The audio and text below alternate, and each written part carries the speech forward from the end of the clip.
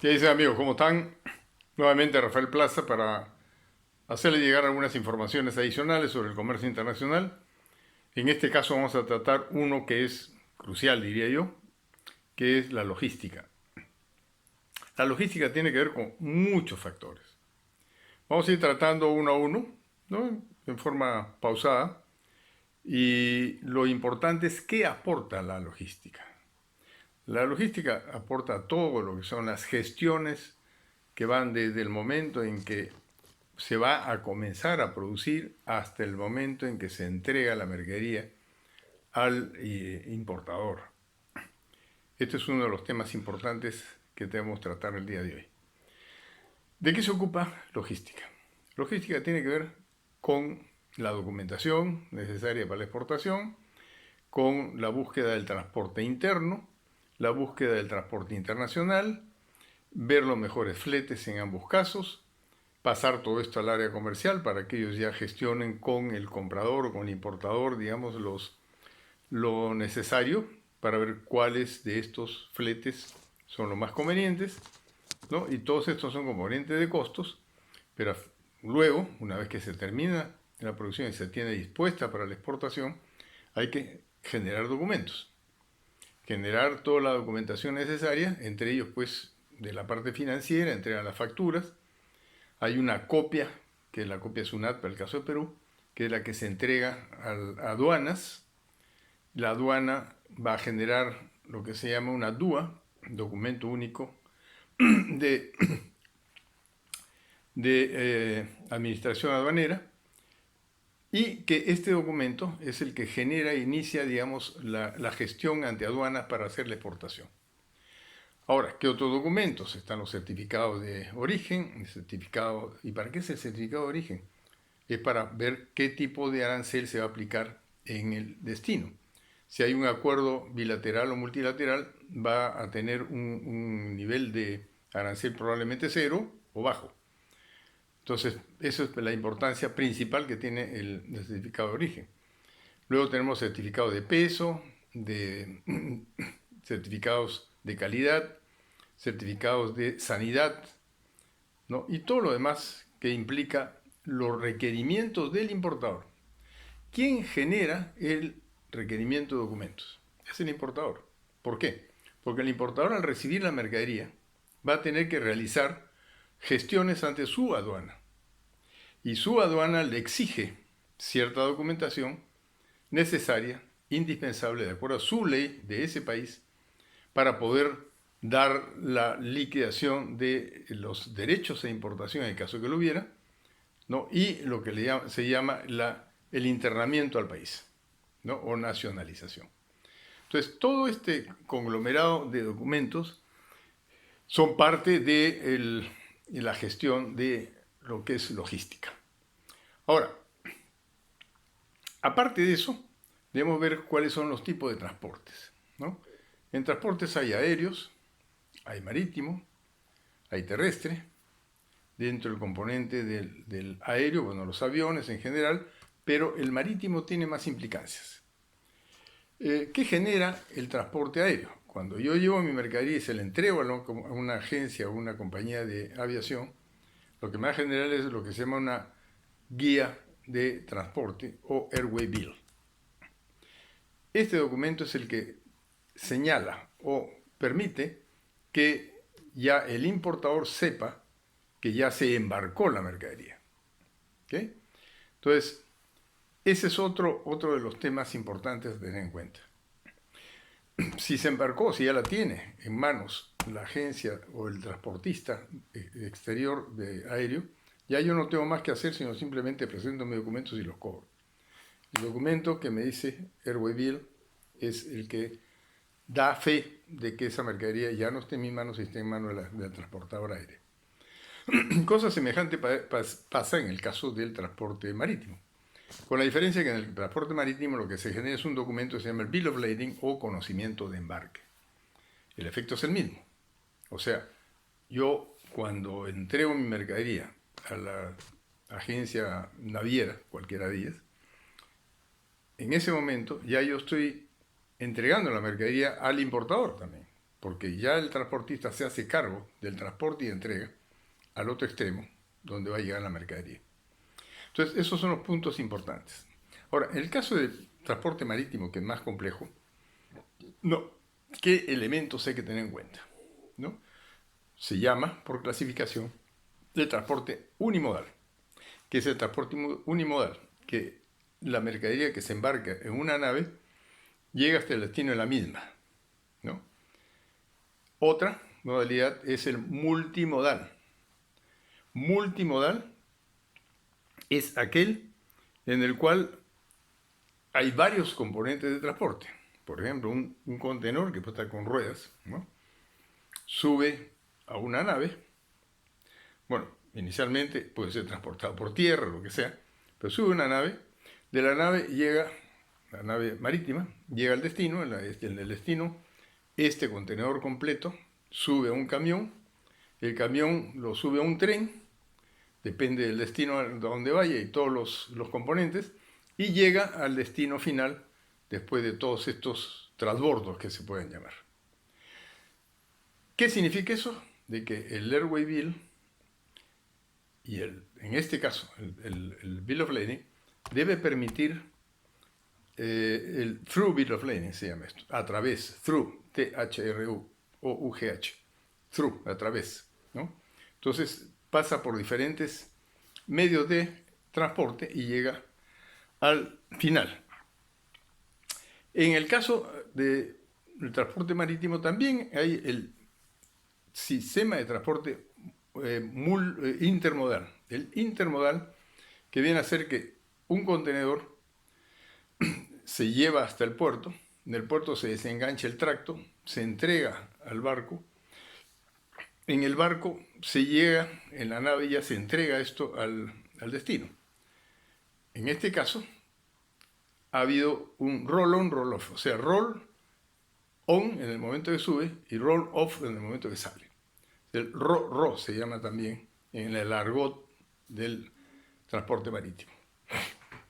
Luego tenemos el caso de qué exportaciones. Vamos a ver una por una los tipos de exportaciones que son prohibidos y aquellos que son posibles de realizarse exportación. Para empezar, vamos a definir quién puede ser un exportador o importador.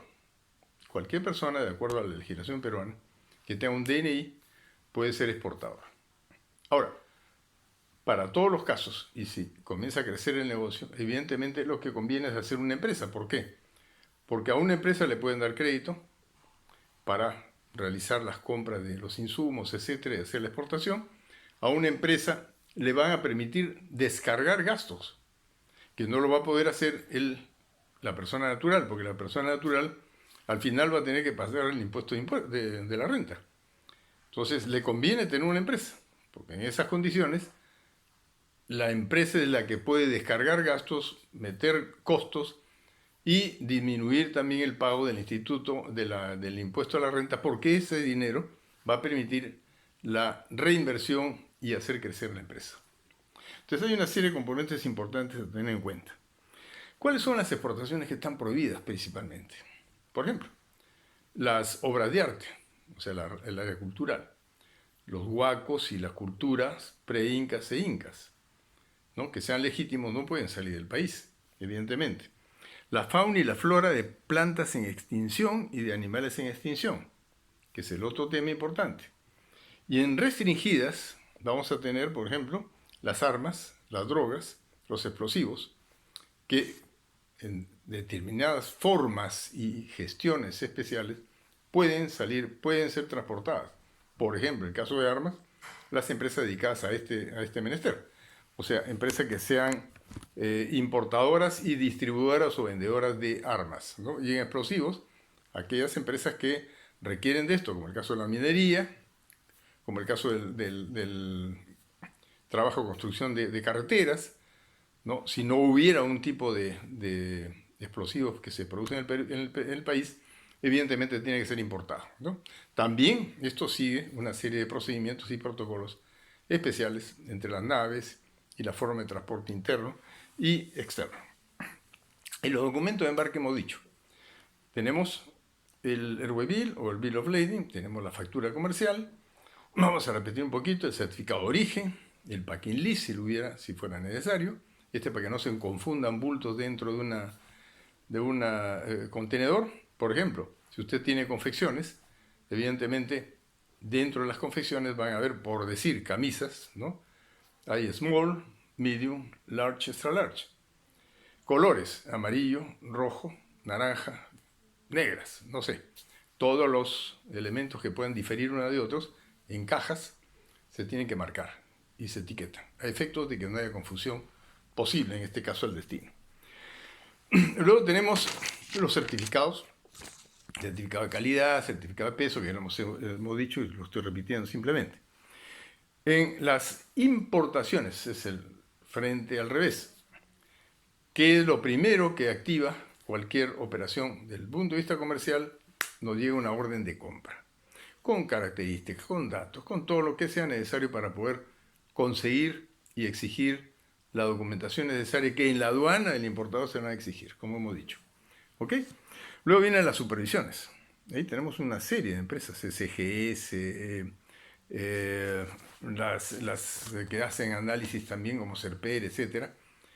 Todas estas empresas que están afiliadas o registradas a nivel internacional y son aceptadas en el exterior, entonces evidentemente son las que emiten estos documentos, que son los certificados de calidad, de peso, sanitarios, etcétera, etcétera, etcétera. Todo aquello que pide el importador hay que cumplir. Si uno no completa la documentación, no puede cobrar. Es un punto importante. De tal manera que esto califica el trabajo de la logística principalmente. Ahora, ¿qué hace la logística también? Obviamente, dentro de lo que hace es realizar todas las gestiones para que en la aduana o los agentes de aduanas reciban las instrucciones de embarque. Entonces, una vez que ya tiene todo el producto empacado y listo para el embarque, entonces hace los contactos y manda por escrito instrucciones a la agencia de aduanas y a la agencia de transportes interna que va a llevar la mercadería. A la agente de aduana le llega la carta y también se le indica quién es el transportador interno terrestre y quién es la empresa naviera o la agencia naviera que va a recibir la carga para ser transportada al destino, sea barco, sea avión o cualquiera de ellos. Para el avión, obviamente, ¿qué es lo que más se utiliza para transporte? ¿No? Flores, productos altamente perecibles, pueden ser pollitos bebé, por ejemplo, que también se transportan por avión, elementos de alto valor, como el caso del oro, la plata, joyas, etcétera, etcétera, etcétera. En fin, eso que aguante el mayor precio del transporte, en este caso aéreo, ¿no? Tiene que llevarse por ese medio.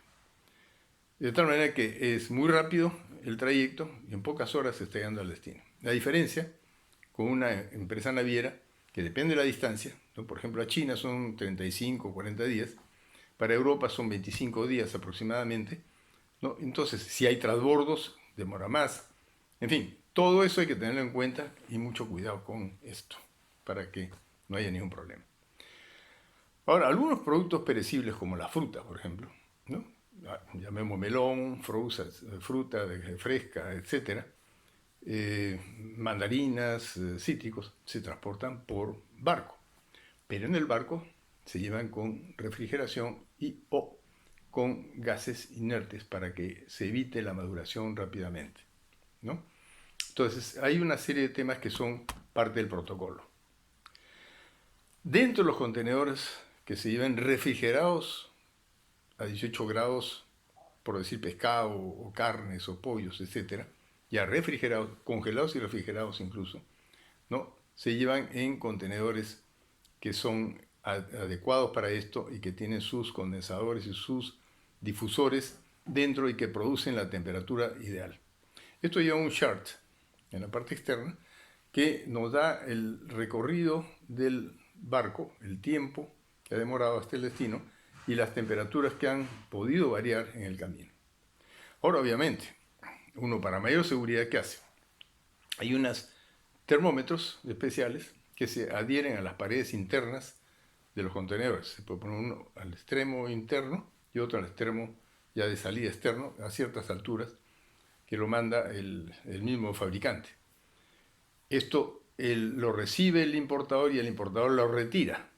Normalmente son alquilados, de tal manera que no tienen la propiedad de uno, y tienen un papel térmico que va registrando las temperaturas permanentemente en todo el trayecto. Entonces hay dos controles, el del barco y el propio, ¿no? Que lo recibe el importador y ya tiene la seguridad de que si hay alguna falla en la temperatura del transporte, puede reclamarle a la compañía de seguros.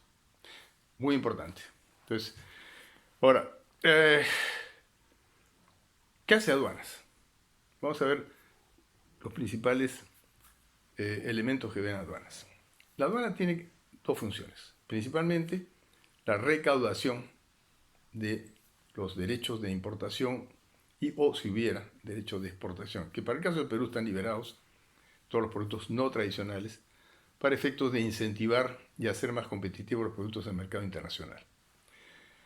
Ahí se cobran los aranceles, y entonces en los aranceles hay el ad valorem, y un arancel ad valorem, ¿qué significa? Que hay sobre el valor CIF de llegada de la mercadería a destino, la aduana lo que va a hacer es cobra un porcentaje sobre el valor CIF, porque es llegada, importación. No, en el caso de algunos países, no el caso de Perú, pero en otros países se cobran también, ya antes se cobraban los derechos específicos. ¿Qué significa? Un valor o una cantidad de dólares, ¿no? Sobre el peso, sobre el barril, sobre, depende del tipo de producto, los kilos, la tonelada, etc. Entonces son dos tipos. En el Perú básicamente es el ad valorem, ¿no?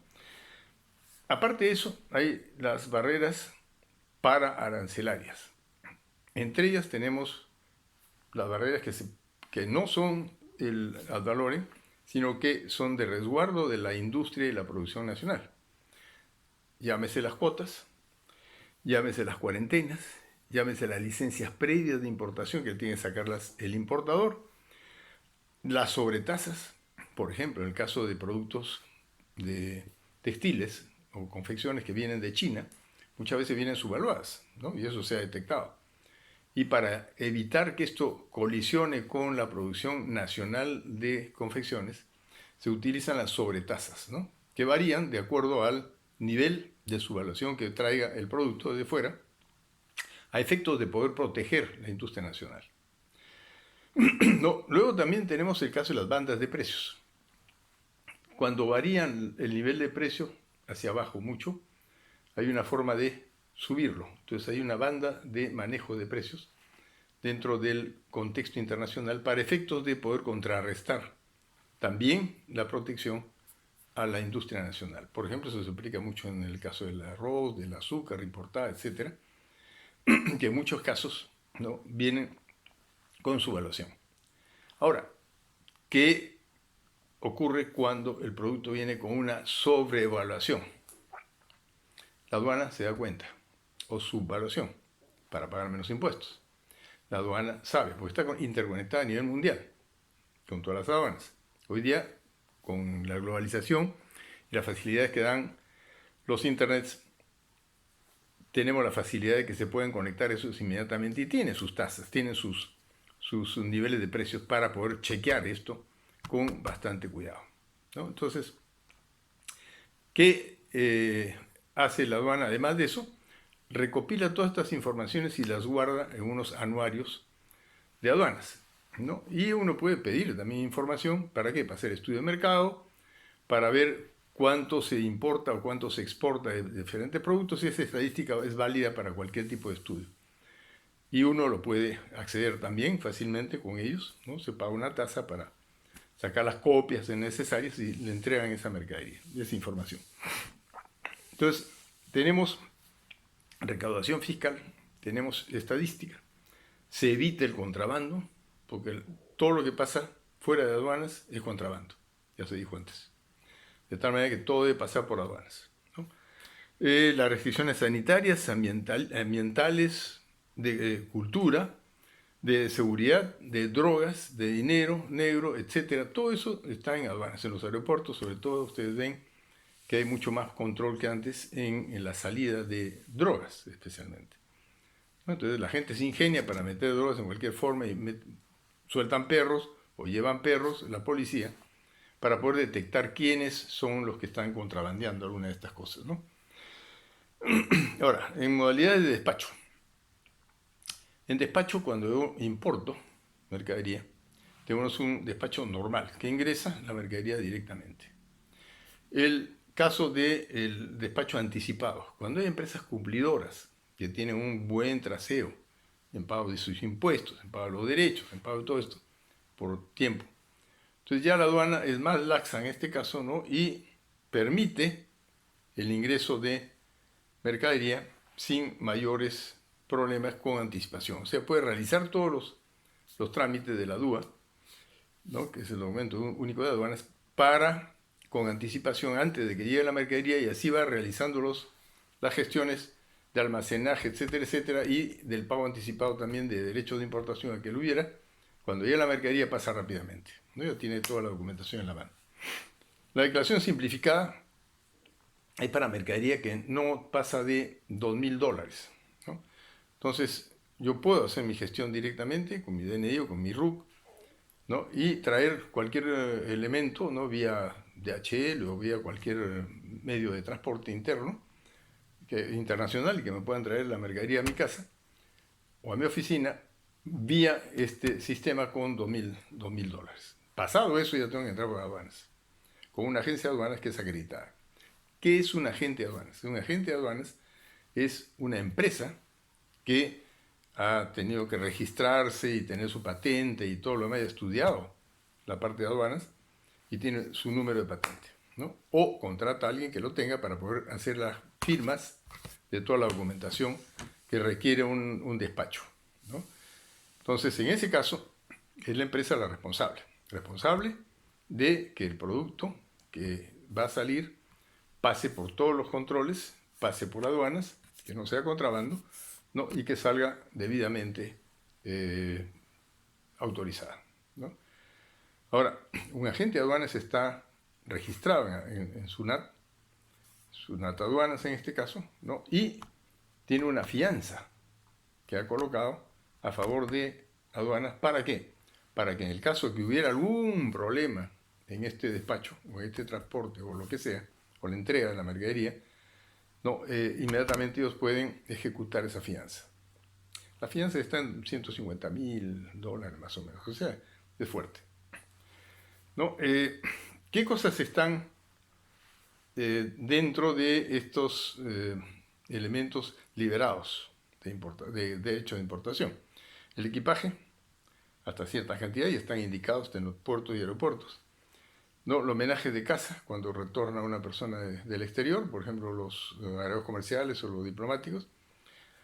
La mensajería, el rancho de naves. ¿Qué se llama el rancho de naves? Es aquello que se entrega a las naves en reposición de los consumos que han tenido durante la travesía de venida, y tienen que retornar o ir a otros destinos. Entonces, en estos casos reponen agua, alimentos, medicinas, etcétera, petróleo, ¿no?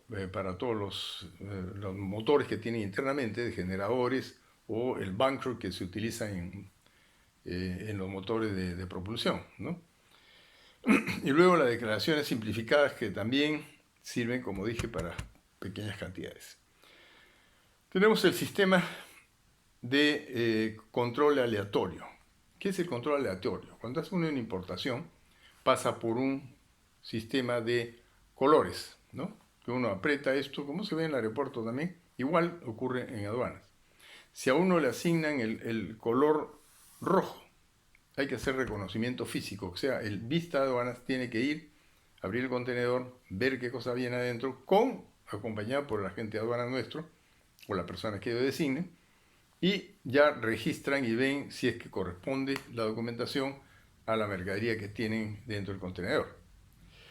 En el caso de que nos toque el color naranja, ya la gestión es solamente documentaria, no es necesario ver la mercadería, sino es documentaria. Y finalmente, el color verde. El color verde pasa directo, ¿no? Ya no tiene que hacerse mayores gestiones ni documentación pertinente para poder realizar estas importaciones. Básicamente es por ese lado. Por otro lado tenemos el proceso de exportación, ¿no? cuando realizamos la exportación, tenemos un tema importante que tener en cuenta. Uno, que es cuando uno termina de realizar la exportación, ya nos entregaron el ROI Bill, ya nos entregaron el Bill of Lading en el caso de transporte marítimo, ¿no? Tengo la obligación de avisarle al importador cuál ha sido el volumen que se ha exportado, cuál es la cantidad de bultos o pesos totales. ¿Para qué? Para que este señor, dentro del trámite de 24 horas máximo, pueda registrar la operación en su compañía de seguros y coberturar en las diferentes modalidades la mercadería en su seguro de transporte, de carga, ¿no? De tal manera que en esa forma él ya está cubierto y si no lo hacemos, evidentemente es responsabilidad nuestra. Hay que tener mucho cuidado con eso. Dentro del transporte marítimo tenemos líneas de conferencia. ¿Qué son las líneas de conferencia? Es cuando varias empresas o varios armadores. ¿Qué cosa es un armador? Son los dueños de barcos, los dueños de la empresa naviera. Los que tenemos en los diferentes países son agentes navieros, que representan a los armadores. Entonces, cuando varios armadores se juntan y crean, digamos, organizan lo que se llama una conferencia, ¿qué significa? Que la conferencia va a tener a todas estas compañías con una ruta fija de ida y vuelta, ¿no? Un itinerario fijo que pasa de diferentes puertos, ¿no? Y los fletes también son fijos para los diferentes tipos de mercaderías. Entonces, todo eso está registrado.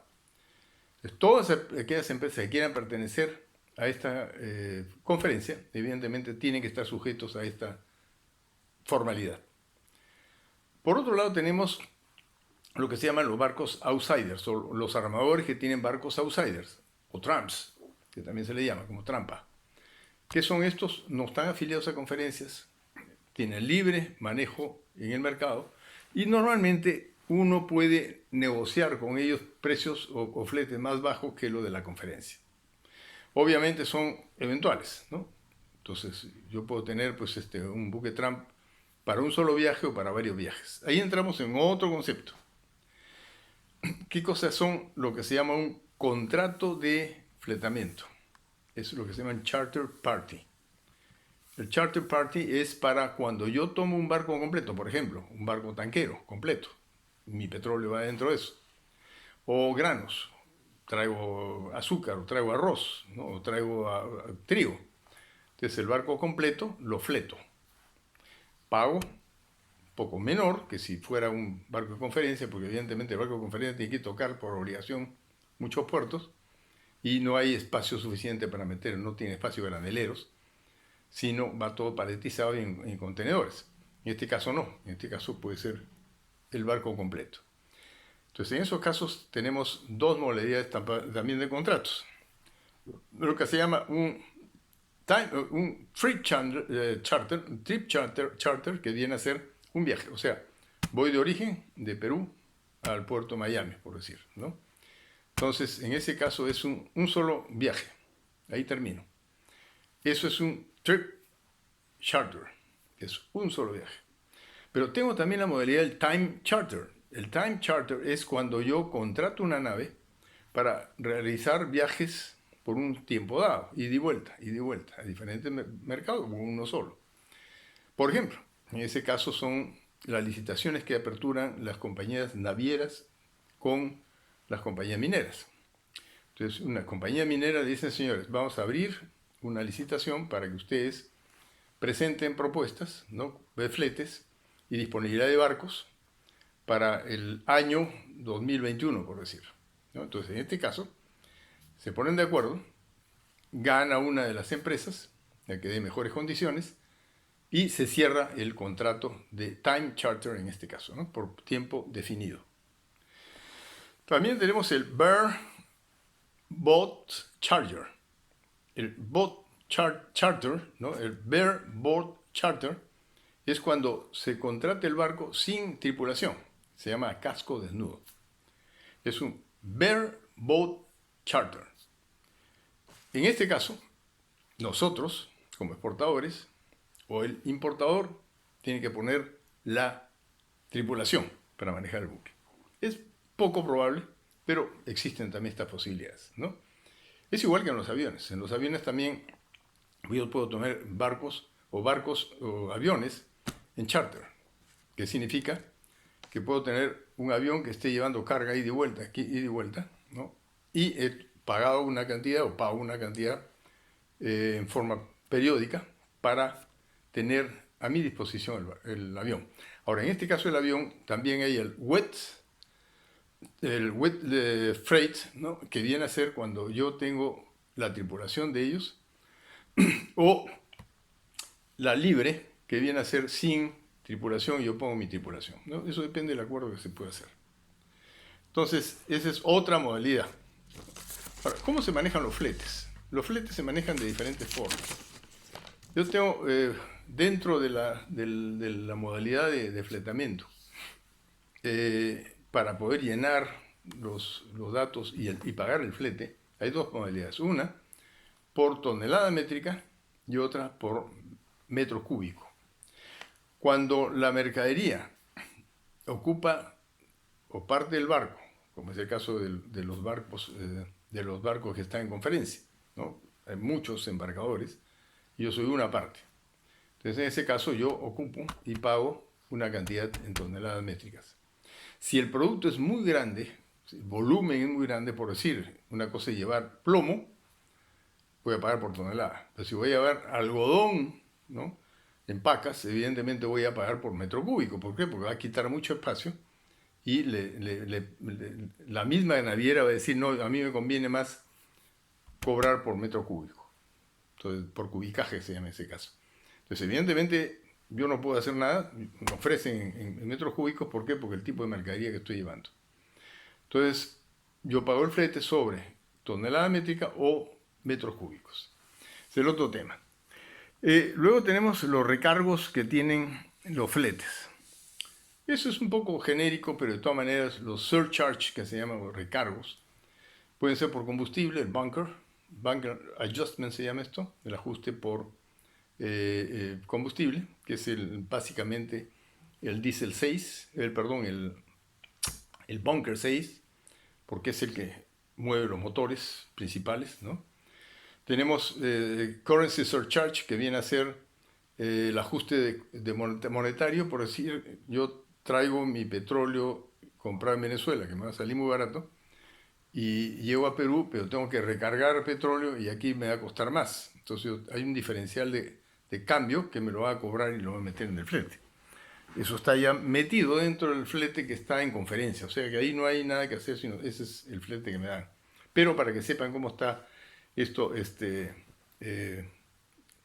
dividido por congestión, ¿no? Eso en el caso que se llama de congestion, ¿no? Surcharge, o el flete a destino, que es el collect surcharge, ¿no?, que se cobra al importador. Eso es previo a una negociación y estén de acuerdo ambas partes.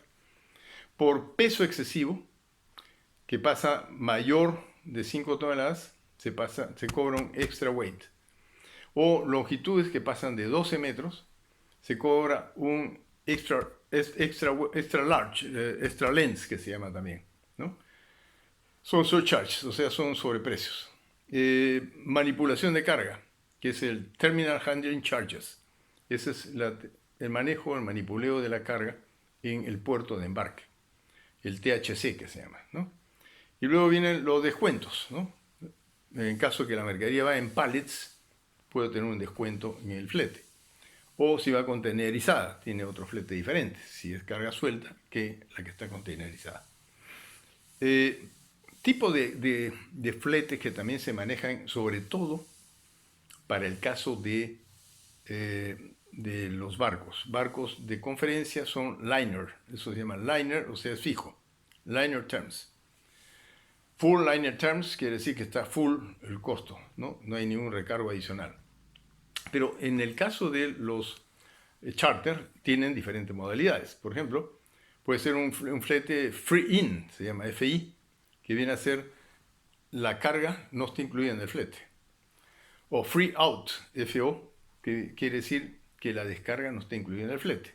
Depende de la modalidad que yo quiera manejar. Si yo tengo facilidad de manejo en la salida o en la llegada, o el importador tiene más facilidad de contratar las cuadrillas de estibadores o máquinas en destino, dice, ok, no me pongas pues la descarga, ¿no? Entonces me sale más barato el flete. Tenemos el free in and out, o sea, cuando ambas partes del ingreso y la salida de la mercadería no están cubiertas dentro del flete, solamente la travesía. Travesía es el tiempo o la distancia que se recorre con el buque. Después tenemos el free in, out, estibado a bordo. Cuando se tiene que estibar la mercadería, por ejemplo, lleva usted una harina de pescado, entonces se llama trim, o sea, trimado, ¿no? Hay pallets, son maderas que se ponen para poder dar estabilidad a la carga dentro del buque, porque ya estamos llegando a una carga bastante grande y eso pues hace daño a la nave o a la navegabilidad del barco, ¿no? Entonces hay que trimarla, o sea, eso significa se llevan maderas que se llaman los palmejares, se disponen en ciertos lugares para que la mercadería no se mueva, ¿no? En este caso. Luego tenemos los fletes prepaid, que quiere decir que el exportador paga el flete. O el collect, como habíamos dicho antes, es el importador y paga el flete. Hay otras modalidades que, bueno, podemos obviarlas, pero hay temas que son importantes ponerlas en la mesa. ¿Qué es un falso flete? El falso flete es cuando un barco que tiene una fecha determinada de salida, si está en conferencia sobre todo, ¿no? Y que la carga o el embarcador no puede llevar la mercadería a tiempo y no dio avisos previos de unas 48 horas antes por un problema en las máquinas o cualquier cosa de esta, ¿no? La compañía naviera, de acuerdo al contrato, ¿no? El contrato de fletamiento, me va a cargar el flete, me lo va a cobrar. Entonces yo no puedo hacer nada ahí en ese caso, porque de acuerdo al contrato de fletamiento dice, si usted no lleva la carga y no avisó a tiempo, el flete es ganado, o sea, en cualquier circunstancia es ganado, y así lo dice. Entonces ese es otro tema importante a tener en cuenta, ¿no? Finalmente, vamos a ver un par de temas también rápidamente, porque ya el tiempo se nos está cortando. Los tipos de Bill of Lading, eso es muy importante tenerlo en cuenta. El conocimiento de embarque tiene diferentes formas de traerlo y firmarlo el cargo master o la agencia naviera que tiene aquí su representante. Un Bill of Lading que dice straight Bill of Lading es que pasa directo a destino. Pero si permite transbordos, es lo que se llama through Bill of Lading, a través. Through Bill of Lading permite transbordos, o sea, puede pasar la mercadería, por ejemplo, de Perú, conserva de pescado, por decir, a Singapur. En Singapur bajan la mercadería, esperan otro barco que vaya a la India, por decir, porque no tiene esta primer brazo, digamos, o pierna, no llega hasta India y no hay otra alternativa. Entonces hay que esperar a poderlo embarcar en un segundo barco para que ese barco lo lleve a la India. Ese es un transbordo de mercadería. El Bill of Lading, cuando es carga consolidada. ¿Qué quiere decir consolidada? Que hay empresas consolidadoras de carga. Si yo no lleno un contenedor completo, que es un full container load, ¿qué quiere decir? Full container load es cuando yo llevo toda mi mercadería dentro de ese contenedor y pago por el contenedor completo. ¿Ok? Es un full container load. Pero puede haber el caso de que mi mercadería no cubra el total, entonces busco un consolidador. Entonces yo puedo tener la tercera parte, por decir, ¿no? Entonces se le entrega al consolidador, el consolidador busca otras mercaderías que vayan al mismo destino, ¿no? Y que no sean contaminantes de mi mercadería. Una vez que lo llenan, sale la mercadería, y ese va al destino. Entonces me emiten a mí un conocimiento de embarque que se llama IJA. Ese conocimiento hijo es el que cubre mi pedazo, mi porción, y le va a entregar igualmente a los otros. Pero hay un Bill of Lading que cubre el total del consolidador frente a la naviera, que es el madre. Es un Bill of Lading madre. Cuando llega a destino, cada una de las empresas o personas que están recibiendo su mercadería presentan los Bill of Lading hijas. Y de tal manera que van despachando las mercaderías por cada uno de ellos, ¿no? En fin. Dejemos para una próxima reunión los otros temas que quería tratar, pero que va a ser muy extenso y se van a aburrir, de tal manera que vamos a cortar aquí y luego en una próxima sesión vamos a dar alcance a otras informaciones que también son relevantes y son muy importantes dentro de lo que es la logística. Muchas gracias y cuídense. Hasta luego.